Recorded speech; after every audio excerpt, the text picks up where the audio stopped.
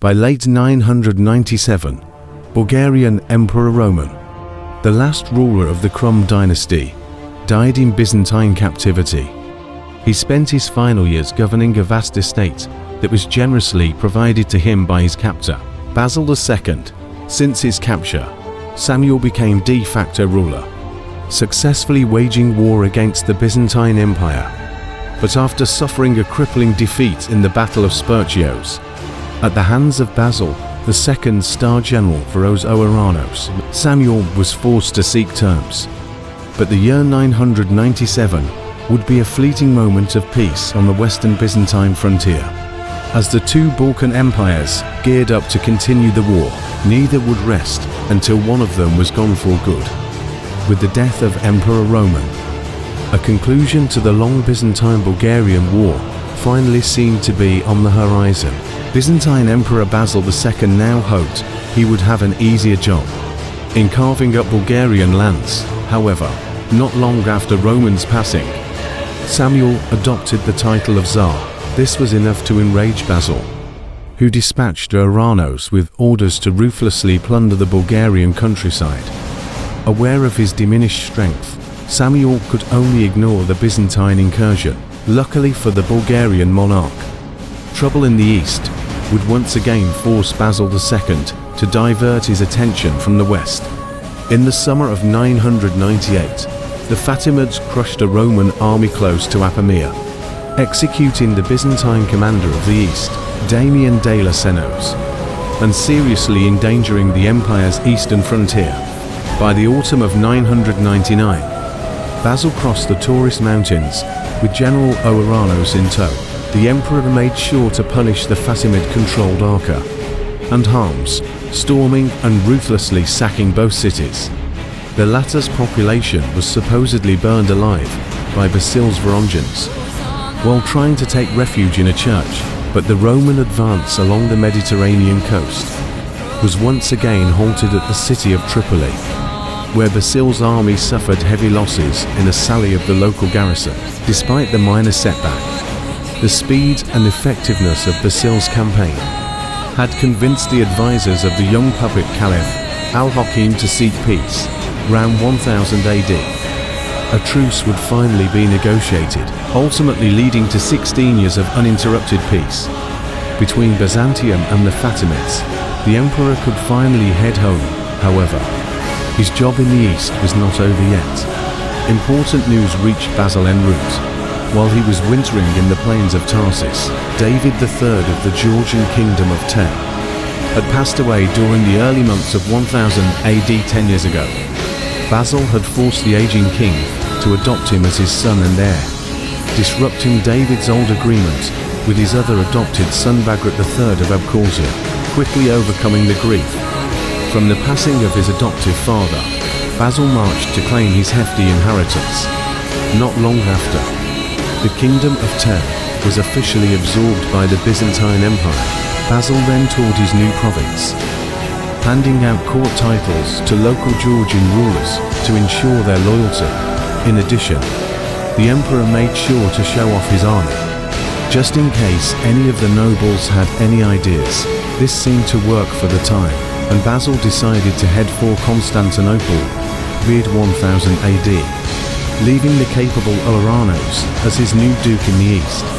Ouranos quickly proved himself a competent governor against King Gurgen of Iberia. Dissatisfied with the minor court title he was given by Basil, Gurgen invaded the Byzantine Empire.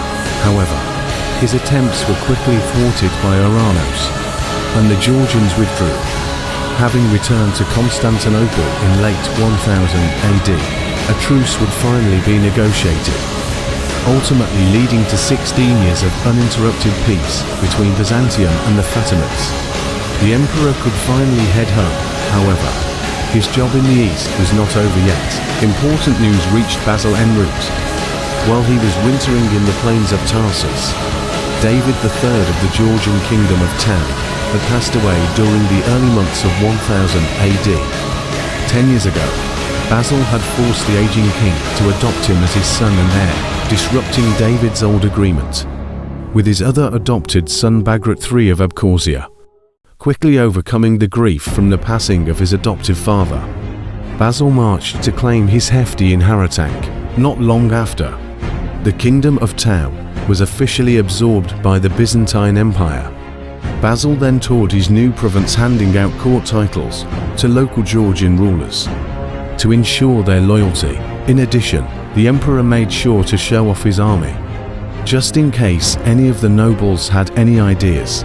This seemed to work for the time, and Basil decided to head for Constantinople around mid-1000 AD, leaving the capable Ouranos as his new duke in the east. Ouranos quickly proved himself a competent governor against King Urgan of Iberia. Dissatisfied with the minor court title he was given by Basil, Gurgen invaded the Byzantine Empire. However, his attempts were quickly thwarted by Ouranos, and the Georgians withdrew.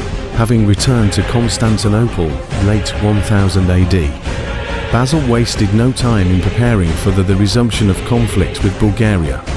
But much had changed in the Balkans. During the emperor's absence, Samuel had successfully invaded Serbia, capturing the ruler of the leading principality of Duklia, Ivan Vladimir, before pillaging most of the Dalmatian coast. This aggression towards Byzantine allies could not go unpunished, and in 1001, Basil prepared for a large-scale invasion. He tasked a certain Nikephoros Ouranos with crossing the Balkan mountains and striking into Bulgaria's old heartland to the north. In the meantime, Basil left a small garrison in Philippopolis and marched towards Shredits. Still haunted memories of the disastrous 989 campaign. The emperor only plundered the city's environs without laying a siege. To the east, Ouranos made good progress, capturing the old Bulgarian capitals of Pliska and Preslav, before pressing north towards Jerusalem. Devastated by the decades of war, much of northern Bulgaria was easy prey at this time. Even the almost impregnable stronghold of Jerusalem fell into Byzantine hands without much resistance.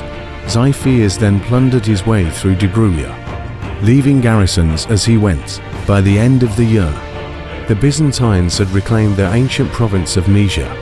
In the wake of this success, Basil and Ouranos spent the winter in Constantinople, making plans for the upcoming campaign in 1002. Once the snow melted, they headed back for the frontier, this time planning to strike at the political heart of the country, Macedonia. Basil's first stop was the fortress of Beroia, a stronghold that Samuel reconquered around 996. Again, Basil approached the invasion with tactical and diplomatic wit. He promised hefty rewards and titles to any Bulgarian noble who submitted to Constantinople. Don't forget to like and subscribe for more.